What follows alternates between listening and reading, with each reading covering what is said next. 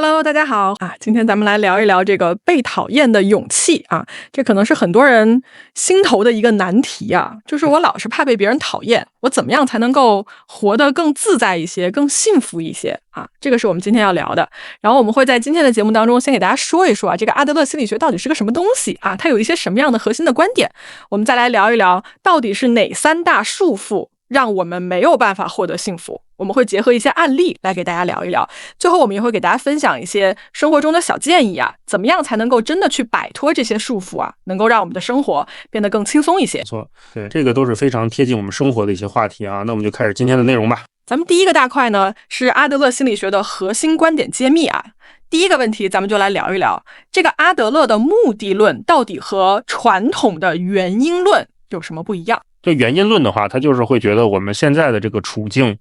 都是由我们过去的经历所决定的，比如说童年的创伤啊什么，就会决定你现在是这个样子。那阿德勒就完全不同意，他觉得我们是为了达成现在的某个目的才选择了我们现在的这个状态。比如说你现在不敢跟人交流，其实你是为了保护自己，避免被拒绝，而不是说你真的是因为过去的什么事情让你变成这样。哦，原来如此，就相当于说我们其实有更多的主动权在自己手里。对，没错没错。对，那阿德勒就觉得我们真正能做的就是重新去解读我们的过去，然后去选择一个新的方向，而不是说我们就一直陷在我是受害者这种思维里面。对，那你就可以改变你现在的这个状态。那你说阿德勒他怎么看待人是怎么产生烦恼的？他其实就是很直接，就说人所有的烦恼都来自于人际关系，就你只要跟别人打交道，你就会有各种烦恼，比如说你怕被别人讨厌，或者说你太在意别人的眼光，或者说你总是在跟别人比较，等等等等，就这些东西都会让你很焦虑。所以说我们很多的困扰其实都不是来自于我们自身，而是来自于我们和别人的相处。对，没错。那比如说像工作上的问题啊，交友的问题啊，然后亲密关系的问题啊，其实都是因为你想要获得归属感，但你又没有办法获得，所以你才会有这些烦恼。那你如果说想要去解决这些烦恼的话，其实阿德勒给了一个非常好用的一个方法，叫课题分离。就是你要去分清哪些事情是你可以掌控的，哪些事情是别人的课题，你不要去干涉别人的课题，也不要让别人来干涉你的课题。你只有这样，你才能够真正的获得自由。阿德勒他到底是怎么去解释一个人怎么样才能够获得真正的幸福和自由？他其实就说，幸福就是你觉得自己是对这个社会有用的，而不是说你比别人强，或者说你很有钱，或者说你被很多人喜欢，而是你真的觉得我是对这个社会有用的，那你就会幸福。那这个有用就是你会觉得我是属于这里的，我是属于这个集体的，对。原来幸福跟归属感和贡献感都有关系啊。对，那你想要获得自由的话，你就要敢于去做真实的自己。对，不要怕被别人讨厌，对，不要去迎合别人的期待，然后把你的关注点从说我想要获得认可转到说我想要去为这个集体做出一些贡献。对，这个其实就是它会让你一步一步的走向幸福和自由。那我们接下来要聊的就是第二部分了，就是关于阻碍幸福的三大束缚。那第一个，我们先来聊一聊时间上的束缚，就是过去究竟是怎么把我们绑住的，我们又该如何挣脱？其实很多人他都会觉得说，我现在之所以不幸福，是因为我过去经历了一些创伤，或者说经历了一些失败。比如说我小的时候被忽视了，那我长大了之后我就很难去相信别人。或者说我小的时候成绩不好，我就觉得我长大了之后也一事无成。所以他会觉得好像是过去决定了一切。是，确实有不少人都是带着过去的包袱在过日子。但阿德勒他其实说的是，困住你的不是过去本身，而是你为你的过去所赋予的意义。对，就比如说同样的一个童年的经历，有的人他就会选择说我要把它变成我的动力，有的人他就会选择说我要一直在这里就是逃避。那真正的自由就是你可以重新去解读你的经历，然后把你的关注点放到你现在可以做什么。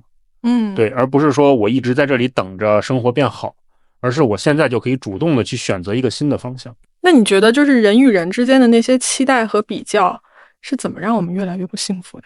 其实就是你一旦陷入了要去迎合别人的期待，或者说你老是要跟别人比较，那你就很容易会产生这种自卑，或者说觉得自己很无力。就很多人他都会觉得我要得到外界的认可，我才是有价值的。但其实这种活在别人的眼光里的生活是特别累的。确实很多人都有这种困扰。那阿德勒他就建议，就是你要学会去分清自己的事情和别人的事情，你不要去干涉别人的课题，也不要让别人来干涉你的课题，你就专注于做你自己，然后不要去太在意别人的评价，这样的话你才能够在关系当中获得自由，获得幸福。还有一些人呢，就是总觉得说我要把未来规划得特别好，我才能够幸福。这种对未来的过度的关注会让我们错过什么呢？其实就是你把你人生的意义都寄托在，比如说我要升职，我要加薪，我要结婚生子，这些未来的节点上，你就会很容易把现在都变成一种等待，那你就会经常的忽略掉你当下的真实的感受和一些美好的东西。对，就是会让你老觉得说好像我现在这一刻还不够好。对，阿德勒他就提醒我们，就是人生其实是一连串的现在的刹那，那你真正的幸福是在于你用心的去体会当下，用心的去投入到你现在在做的这件事情，而不是说你要去牺牲现在去追求一个遥远的目标。我们接下来就进入到第3块啊，就是说有哪些比较实际的生活的建议可以帮助我们真正的去摆脱束缚，获得幸福。我觉得这个是大家可能都很关心的。对，那有哪些比较实际的可操作的方法呢？其实最关键的就是第一个，你要去学会去分清自己的事情和别人的事情。对，那这个是你首先要去做的，就是你遇到一件事情，你要去想这个事情是应该谁来负责。对。那比如说别人怎么评价你是别人的事情，你怎么去行动这是你的事情，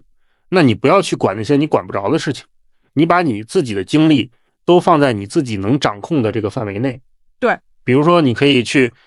拒绝一些你不想做的事情，你可以去表达一些你真实的想法，哪怕别人不喜欢。听起来就是要敢于去划清界限，然后敢于去做自己。没错。然后就是还要去学会去接纳自己的不完美，去相信别人，并且去主动的关心帮助别人。对，那你就会慢慢的找到归属感和幸福。你不要老是去想着说我要去跟别人比，我要去迎合别人。把你的关注点回到你自己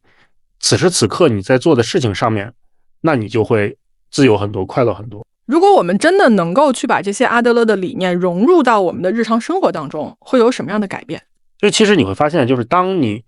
敢于去划清界限，然后敢于去表达真实的自己的时候，你会少了很多人际之间的拉扯，